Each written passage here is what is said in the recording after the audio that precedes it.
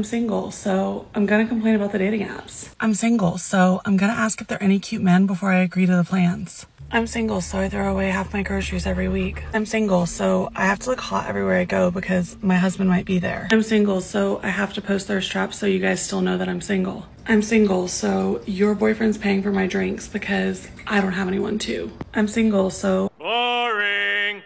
I just came across a video of a 23-year-old black woman on this app saying to her followers, women peak at 25 years old and then it's downhill after that.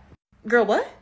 I am truly stunned at the level of internalized misogyny that a woman can have at 23 years old. Your life barely even starts at 25 years old.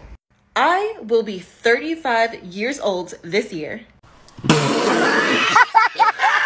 I have never felt better. Stop the cap. I have never looked better. Stop the cap. And I have never been more happier at this age than I am today. Stop the cap. So to the other young women out there, please, please, please do not.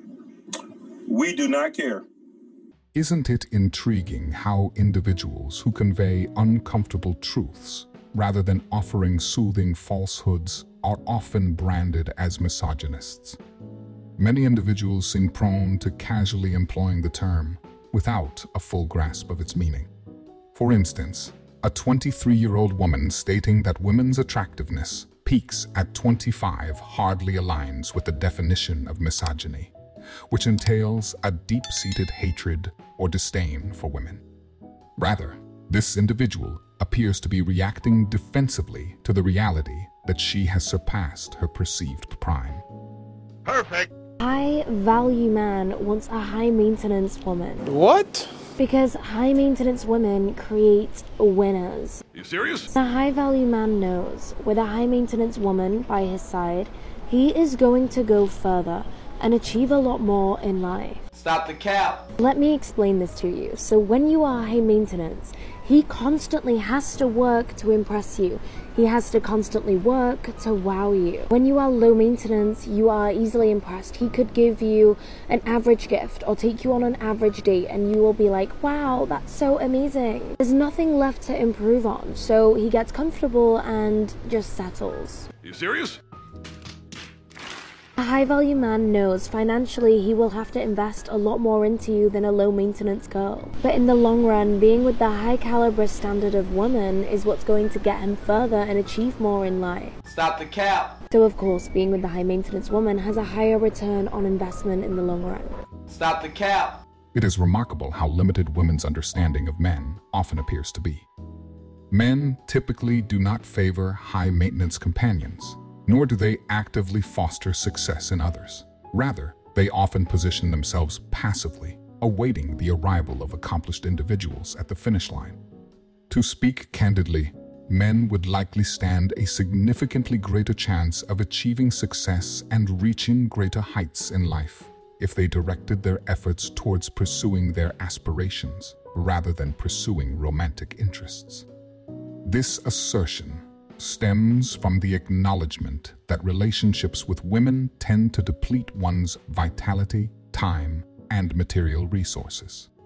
Moreover, the prospect of encountering a woman who genuinely contributes to one's personal or professional endeavors, rather than merely extracting resources, is exceedingly remote, rendering such pursuits hardly worthwhile.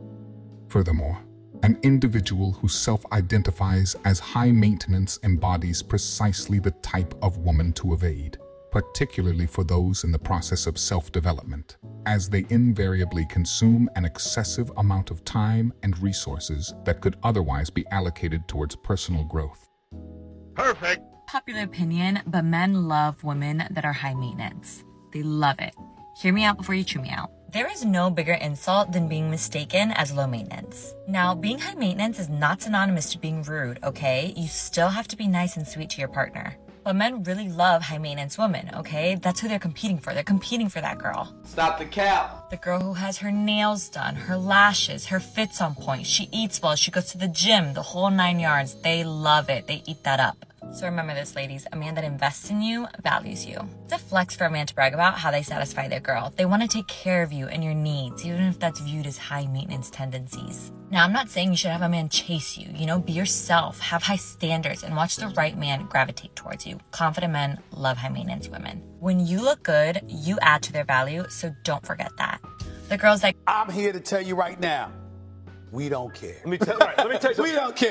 Is it not perplexing that individuals would classify practices such as attending to personal grooming, engaging in fitness regimens, and adhering to a nutritious diet as indicative of high-maintenance behavior? Such terminology seems disproportionately elaborate for what essentially amounts to basic self-care, a responsibility inherent to any conscientious adult. Furthermore, I've observed a correlation wherein those who self-identify as high maintenance often lack substantive contributions beyond their physical appearance. Consequently, they prioritize their beauty and physique as their primary assets, reflecting a deficit in other areas of personal substance. This tendency likely contributes to their enduring single status, as the individuals they seek out for companionship typically view them as transient amusements rather than candidates for lasting commitment.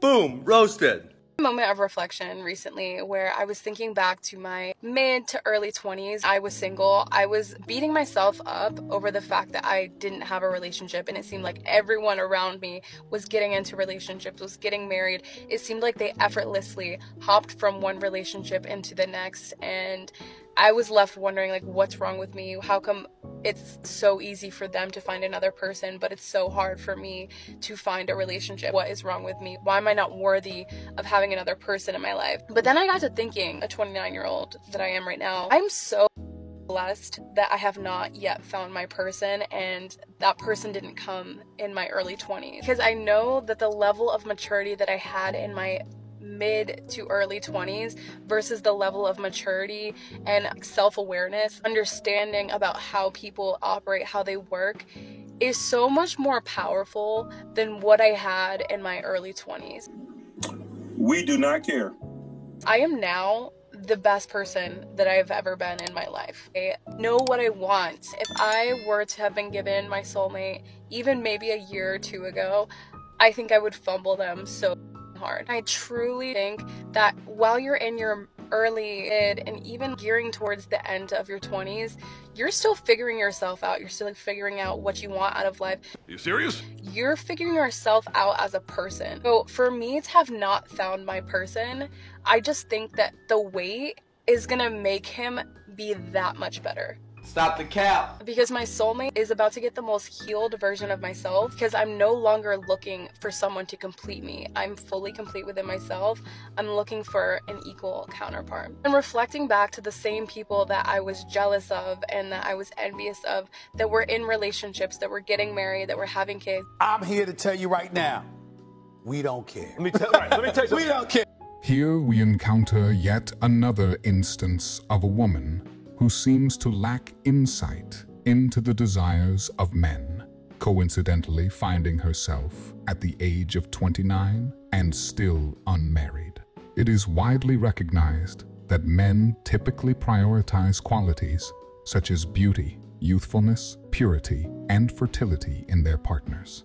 Despite assertions of personal growth and self-awareness, these attributes hold considerable sway in the realm of romantic attraction. No amount of maturity or introspection can compensate for a perceived deficiency in these areas. While one may proclaim oneself to be the epitome of personal excellence, such declarations cannot reverse the inexorable passage of time or mitigate the effects of aging.